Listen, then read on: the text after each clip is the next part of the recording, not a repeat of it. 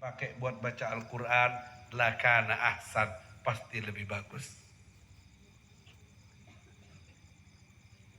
Kemudian sorbannya dipakai ke kepalanya, wazahab, dan pergi. Ibnu Mas'ud berkata seperti itu. Suara Ibnu Mas'ud ini disampaikan ke penyanyi itu yang namanya Zadan. Tadi lewat sahabat Rasul sallallahu alaihi wasallam dan memuji suaramu yang luar biasa. Banyak orang terbawa dengan musik dan suaramu, berjoget ria, mabuk-mabukan bersama, terbawa dengan suaramu. Banyak yang kagum. Luar biasa. Kata Ibnu Mas'ud, seandainya suara indahmu itu dipakai untuk membaca Al-Quran, maka pasti lebih baik.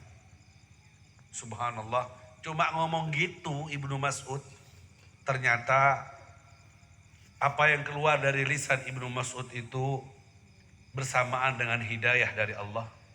Masuk ke hatinya penyanyi itu, hibah yang luar biasa, sehingga malu sendiri jika titipan suara bagusnya digunakan untuk maksiat, memancing datangnya maksiat dan dosa, membuat orang lain mabuk, membuat orang lain berbuat dosa karena terbawa dengan alunan suara indahnya.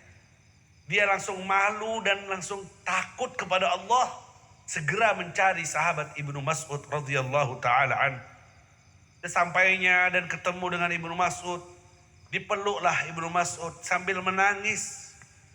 Merasa sadar bahwa selama ini suara indahku aku buat untuk memancing datangnya dosa. Hingga dengan suara indahku banyak orang mabuk, banyak orang berbuat maksiat gara-gara suara yang aku pakai untuk berbuat dosa itu. Dan setelah mendengar teguran Ibnu Mas'ud itu, orang Zadan ini taubat.